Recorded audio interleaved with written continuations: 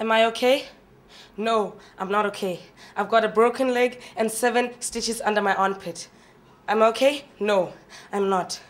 You told me you fall asleep easily, but you never told me you can fall asleep behind the wheel. There is my friend, Daryl. We are going. And no, not me and you, me. Let me explain to you why you're not coming with me.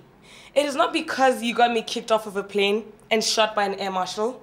It is not because you stood idly by as I had my butt handed to me by a handicapped. And I'm definitely not leaving you here because you almost killed me on the most important week of my life. I'm leaving you here for a far more fundamental reason. I despise who you are to cellular level. Okay?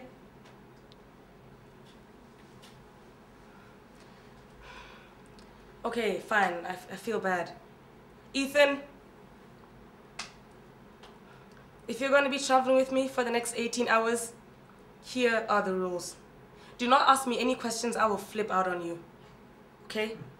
If you fall asleep, second rule, if you fall asleep for any moment other than you're in a bed and it's nighttime, I will disembowel you.